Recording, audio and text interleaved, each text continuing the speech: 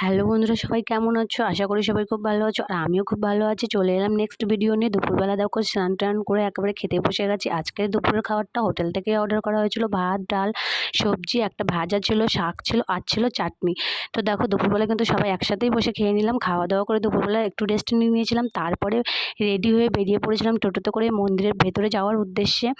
তো দেখো টোটোটা এতটা কাঁপছিল, আমার পুরো হাত কেঁপে যাচ্ছিলো, ভিডিওই করতে পারছিলাম না। তো এগুলো হচ্ছে বড় বড় মঠ, মন্দিরে যাওয়ার পথেই পড়ে। তো মঠের ভেতরে ঢুকে দেখার সৌভাগ্য হয়নি। আসলে এইসব জায়গায় যেতে গেলে একটু টাইম হাতে করে নিয়ে যেতে হয়। আমাদের টাইম কিন্তু একদমই কম ছিল, যার জন্য আমরা সব কিছু সম্পূর্ণ ঘুরে দেখতে পাইনি। তো মন্দিরে ঢোকার আগে দেখো সবাই তিলক কেটে নিচ্ছিলাম। আমরা এক এক করে সবাই তিলক কেটে নিলাম। ইচ্ছে আছে, এবারে তো সবটা ঘুরে দেখতে পাইনি ভালোভাবে, ইচ্ছে আছে 1-1.5 মাস বাদে আবার সবাই যাব। তো দেখো আমার মেয়ে কিন্তু এমনিতেই তিলক টিলক কাটতে চায় না, এমনি চন্দনের ফোঁটা দিলেও ও কিন্তু কপালে রাখতে চায় না। কিন্তু মন্দিরে ঢোকার আগে ওকে যখন তিলকটা কেটে দিচ্ছিল, ও কিন্তু একদম চুপচাপ ছিল, চুপচাপ তিলক কেটে নিয়েছে। সত্যি মানে অবাকই লাগছে আমার ওকে দেখে। তো দেখো আমরা সবাই কিন্তু তিলক টিলক কেটে নিয়ে মন্দিরের ভেতরে যাব বলে এবারে ঢুকছি। মন্দিরের গেটের কাছে যাওয়ার পর না একদম মনটা শান্ত হয়ে গেল, মনের মধ্যে একটা অন্যরকম যেন অনুভূতি কাজ করছে। সত্যি এতটা ভালো লাগছে যে আগে কখনো লাগেনি। এটা হচ্ছে নতুন ইস্কন মন্দির, যেটা এখনো সম্পূর্ণ কমপ্লিট হয়নি। আর এই যে ঘরটা দেখছো খড়ের ছাউনি, এই ঘরটায় মহাপ্রভু বসে হরিনাম করতো, যে ঘরটাই কিন্তু এখন 24 ঘন্টা হরিনামে, কখনো হরিনাম বন্ধ হয় না।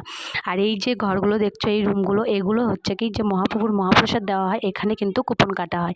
আর ইচ্ছে ছিল দুপুরবেলা এখানে মহাপ্রসাদ পাবো, কিন্তু এখানে একটা টাইমের মধ্যে, নির্দিষ্ট টাইমের মধ্যেই কিন্তু কুপন দেয়। আর আমরা সেই টাইমটা পার করে ফেলেছিলাম, যার জন্য দুপুরবেলা আমরা কিন্তু কোনো কুপন পাইনি। তাই রাতের জন্য এখানে কুপন কেটে নিলাম, রাতে যাতে মহাপ্রসাদটা আমরা খেতে পারি।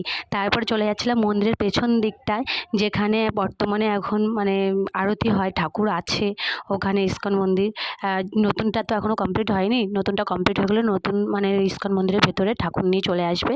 এখন যাচ্ছি পেছনে ওই মন্দিরে আরতি দেখতে। তো সবাই বলছিল নাকি প্রচণ্ড ভিড় হয়েছে, দেখা যাক ভিড় ঠেলে কতটা কি দেখতে পারি। আর দেখো যাওয়ার পথে দেখো কত সুন্দর চুনি বাল্ব দিয়ে সাজিয়েছে। এই যে চুনি বাল্ব দিয়ে বড় বড় মঠগুলো সাজানো দেখছো, এর ভেতরে কিন্তু মহাপ্রসাদ দেওয়া হয়। এর ভেতরেই আজকে রাতে মহাপ্রসাদ খাবো। সত্যি প্রসাদ পাওয়ার সৌভাগ্য কিন্তু সবার হয় না, তো সেই সৌভাগ্য পেয়েছি। যাই হোক, অনেক দিনের ইচ্ছে পূরণ হলো। ইচ্ছে আছে সপরিবারে আবার কয়েকদিন পর যাব, দেখা যাক ভগবান যদি চায় নিশ্চয়ই যাওয়া হবে। যাওয়ার পথে দেখো এখানে বিদেশিরা হরিনাম করছিল, তো ওনাদের দেখে ওনার এতটা ভক্তি ভরে ওনারা হরিনাম করছিল, সত্যি ওদের কাছ থেকে কিছু শেখার আছে আমাদের। বিদেশিরাও যে এতটাই কৃষ্ণ ভক্ত, যা ওদেরকে না দেখলে বোঝা যায় না। যারা গেছো তারা নিশ্চয়ই জানো, দেখেছো। তো দেখো এখানে কিন্তু আমি কিছুক্ষণ দাঁড়িয়ে ওনাদের হরিনাম শুনছিলাম। তো দেখো ওনাদের হরিনামটা তোমরা একটু শোনো, ওনারা কত সুন্দরভাবে হরিনাম করছে।